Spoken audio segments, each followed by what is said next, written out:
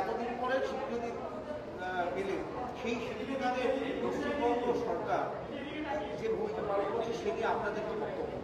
হ্যাঁ, আমি বক্তব্যের দিক থেকে যদি মানে খানিকটা আমি ব্যক্তিগত কথাই বলি যে আমি যখন 2006-এ আমি পিএইচডি পাই কল্যাণী ইউনিভার্সিটি থেকে শ্রীমতী মানবী বন্দ্যোপাধ্যায় নামে।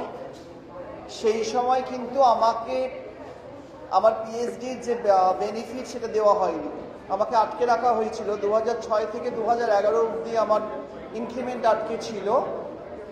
নতুন সরকার, নতুন মুখ্যমন্ত্রী মাননীয়া মমতা বন্দ্যোপাধ্যায় আসার পর আমাকে আমার ন্যায্য প্রাপ্তি ফিরিয়ে দেন এবং মানবী এই পরিচয়ে আমি আমার কর্মক্ষেত্রে পরিচিতি পাই। সেদিনই সূচনা হয়েছিল ট্রান্সজেন্ডারদের জন্য পশ্চিমবঙ্গের কল্যাণ কর্মের আর কি। তারপরে তো 2014 যখন সুপ্রিম কোর্ট ভার্ডিক্ট দিলেন তখন তারপরে আবার নতুন করে শুরু হলো, যেটা আপনি বলছিলেন যে আজকেই শুরু হলো। এর কাজটা কিন্তু শুরু হয়েছিল 2011-এ এই নতুন সরকার আসার পরপরই। সেটা আমি আমার জীবন দিয়ে পেয়েছি বলে আমি বলতে পারছি। এমনকি মাননীয় মুখ্যমন্ত্রী খোঁজ নিয়েছিলেন যে আমি সেই আমাকে বাসভবন থেকে ফোন করা হয়েছিল যে আমি সত্যি করেই পেয়েছি কিনা আমার ন্যায্য প্রাপ্তিটা, এবং আমি সেদিন থেকে খুবই ভীষণভাবে আন্তরিকভাবে কৃতজ্ঞ যে আমাকে দিয়েই শুরু হয়েছিল ঘটনাটা। সেই জায়গা থেকে আজকে যে আপনাদের জন্য এত কিছু ব্যবস্থা করা হয়েছে, আপনারা কতটা খুশি?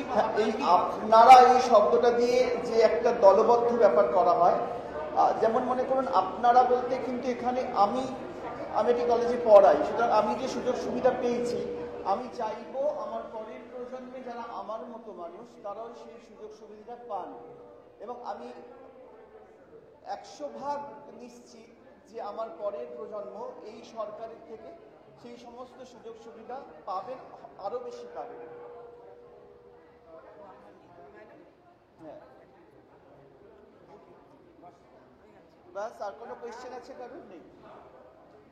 সাবডিভিশনে মানিকপাড়া বিবেকানন্দ শতবার্ষিকী মহাবিদ্যালয়, সেখানে না কলেজের চাকরির মূল অফিস হচ্ছে বিকাশ ভবন, উচ্চশিক্ষা বিকাশ ভবনই আটকে রেখেছে।